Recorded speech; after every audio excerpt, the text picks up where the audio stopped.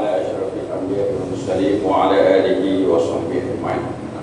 Bersyukur kita kepada Allah Subhanahu Wa Taala pada kita dapat maghrib malam dan insyaAllah pada malam ini juga dengan rahmat Allah kita dikurniakan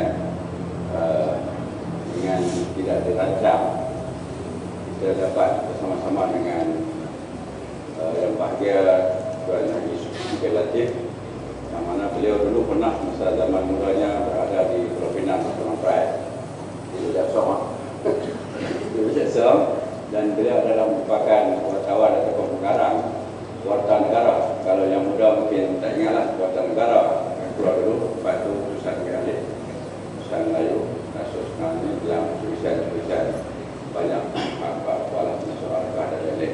Jadi kesempatan beliau hadir ini bolehlah kita dengar, karena wartawan ini adalah hubungan rapat dengan wartawan dunia, bercerita hal-hal yang bertolakkan dan berlaku sehari sekarang ini di dunia Islam, dan mengapa harus kita mempertahankan akidah Islam kita ini dan memperjuangkan sungguh-sungguh. Jadi untuk tidak melengahkan masa, saya dengan segala hormatnya menyebut yang bangga Tuan Sukil Latif untuk menyampaikan tazkirah tahun kuliah. Silakan.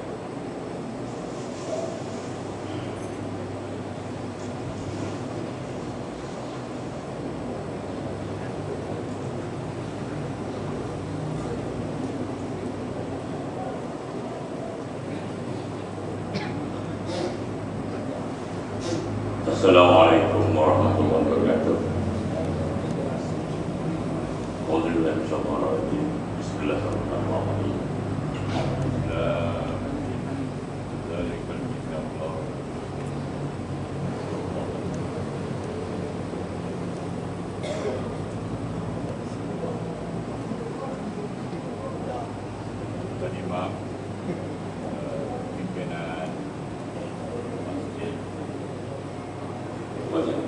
Pimpinan masjid ini, para jemaah masjid sekalian, saya bersyukur dan berterima kasih karena hari ini diminta bercakap di sini. Saya bukanlah orang yang terbaik untuk memberikan kuliah kepada para hadirin sekalian, dan saya lebih biasanya adalah menjadi orang yang mengikuti kuliah. Tetapi hari ini saya diberi penghormatan oleh penduduk di sini, khususnya masjid ini. Saya rasa pokok sunnah, ini pokok sunnah ya, pada saya amat besar. Tempat ini banyak jasa. Tempat ini melahirkan para ulama di sekolah khairiyah di sini, banyak mendidik orang, melahirkan ulama dulu.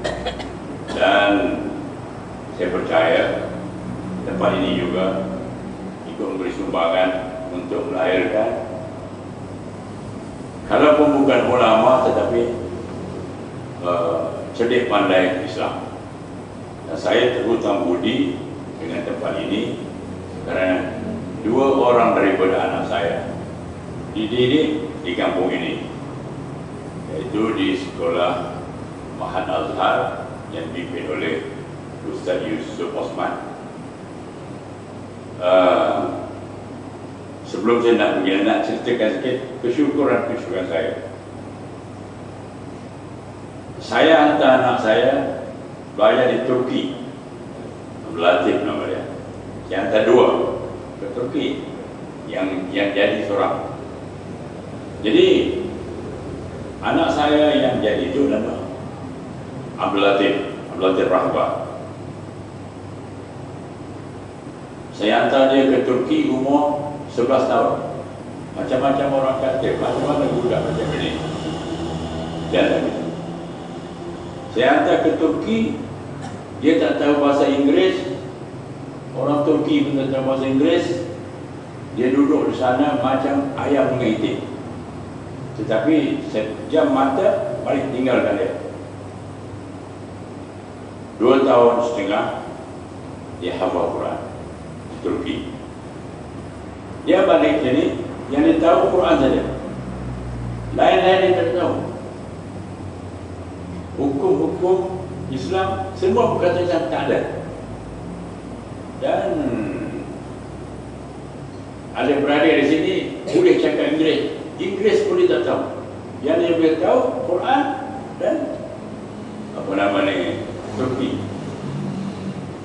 Kemana saya nak hantar? Tuhan telah memperkenankan saya hantarkan sekolah Ustaz Yusuf. Umur dia pada masa itu 13 tahun. Ya, masa 13 tahun. Dah duduk lukis 11-12 tahun. Dan kadang tak tahu apa. Dan beberapa orang yang balik dari Turki hafal Quran juga, lelaki dan perempuan, saya hantar sini. Dalam masa 2 tahun, antara gurunya Ustaz Shoaib jadi guru bahasa Arabnya, dalam masa 2 tahun anak saya lulus Senawi, umurnya 14 tahun. Jadi lazimnya orang yang lulus Senawi 18-19, orang yang lulus Senawi ini layak pergi ke Al-Azhar. Jadi anak saya umur 14 tahun. Saya tanya pandangan-pandangan kawan-kawan, dia layak pergi ke Mesir umur 14 tahun. Tetapi bagi anak-anak 14 tahun pergi ke Mesir dengan alat Mesir yang apa nama ni, bumi ambiar, tapi rakyatnya wallahu a'lam. Jadi kalau saya hantar anak saya ke sana, saya bimbang dia akan terlibat dalam kejutan budaya, cultural shock. Jadi pengaruh tari gedik penapasi boleh membinasakan dia. Maka ada yang mencadangkan kepada saya hantar ke Afrika Selatan. Saya tidak hantar ke Mesir, pertama sebab tadi. Kedua, kalau dia pergi ke Mesir, dia balik pandai cakap Arab, dia faham cakap Inggeris, dia tak boleh cakap Inggeris. Itu kebanyakan ulama kita ini yang belajar di Mesir. Arab, alhamdulillah. Inggeris, dia faham orang cakap Inggeris, dia nak cakap Inggeris tak boleh. Saya hantar anak saya ke Afrika Selatan. Bahasa rasmi di Afrika Selatan itu Inggeris. Maka dia balik, dia boleh cakap Inggeris, boleh cakap Arab, boleh cakap Urdu. Itu satu. Seorang lagi saya hantar ke Afrika Selatan juga, hafal Quran sana. Balik sini, saya nak jadikan dia imam. Jadi saya tak tahu, takut dia Afrika Selatan ni mazhab banyak-banyak, jadi balik sini jadi imam. Mazhab mana dia pergi, wallahu a'lam. Jadi saya kata, pergi 3 bulan jumpa dengan Ustaz Yusuf Usman, belajar di mazhab Azhar untuk jadi imam. Saya pun tak tahu apa Ustaz Yusuf ajar dia. Alhamdulillah dia balik daripada Afrika Selatan. Sekarang ini dia jadi imam di Masjid Universiti Islam Antarabangsa. Jadi ini kesyukuran saya. Poin yang saya nak dedahkan sini bahawa bumi pokok sunnah ini dari dulu dan sekarang menjadi tempat didikan, mendidik generasi Islam dan semasa. Jadi itu sebabkan saya berterima kasih. Oleh itu saya amat mengenali, amat apa nama ni, hak cinta saya pada pokok sebenarnya ni ada dua. Dua daripada anak saya menuntut di sini.